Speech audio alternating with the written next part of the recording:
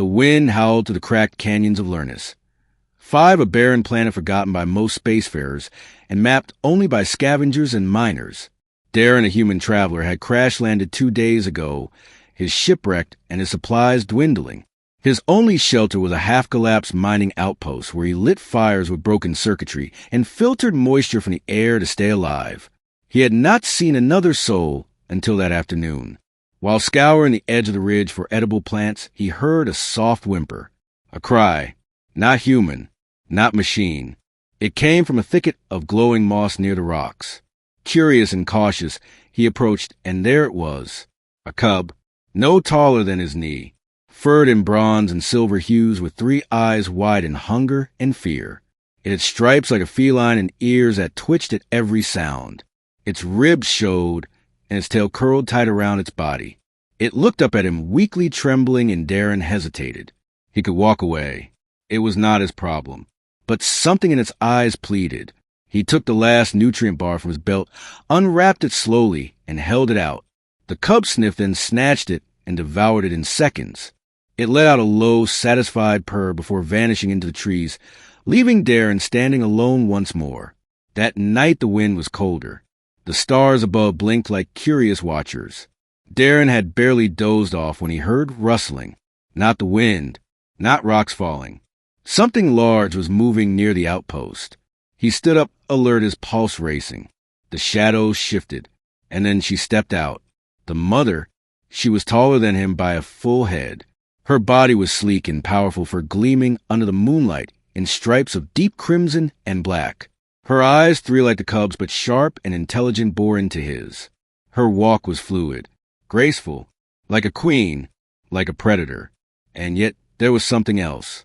Seduction. She stopped only a few feet from him. The cub trotted beside her, mewing and nuzzling her leg. The mother let out a soft trill that echoed through the rocks. Darren understood. Somehow he did. She was thanking him. She moved closer, her gaze never leaving his. Darren swallowed hard. Every instinct screamed danger, but there was no threat in her movement, only intent. She circled him once like a feline, assessing a new companion. Then she brushed her shoulder against his. Warmth. Electricity. He did not breathe. She sat beside his fire effortlessly, like a ruler claiming a throne. The cub nestled beside her, purring. Darren slowly sat, too unsure what rules he was now bound by. He had fed a child of the wild, and now the wild sat his fire. She spoke not in words, but in gestures. A nod, a tilt of the head. Her fingers traced shapes in the dust. Darren responded in kind. Somehow they understood each other. He learned her name, not spoken but felt. Sarah. She was not just a mother. She was a guardian of her kind, a huntress, a leader, and yet she had come not to kill him but to offer presence, perhaps even protection. The cub had told her in its way that this human had given kindness without gain, and that meant everything in the law of the wild. Days passed. Sarah returned each evening bringing food. Strange fruit, glowing with warmed alien meat, roasted over her own flame. She watched Darren eat.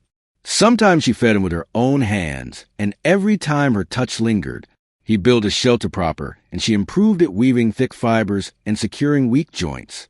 Together they shaped a space neither truly owned but both shared. One night, as fire crackled and stars danced above, she sat closer than usual. Her breath brushed his skin. Her eyes watched not with curiosity, but hunger of a different kind. He turned to speak, but she leaned in and silence fell. No words, just contact. Their foreheads met. He saw flashes. Her memories, her loneliness, her power, her pain, her desire. She saw his, the crash, the fear, the need to survive, and the warmth he still carried even after losing everything. When the moment broke, they sat still, letting the air speak. The cub slept curled between them. By the 10th day, the wreckage of his ship was forgotten. He no longer searched the sky for rescue. The outpost was no longer a ruin. It was home. And Sarah was no longer a stranger. She was his equal, his guardian, his connection to this strange world.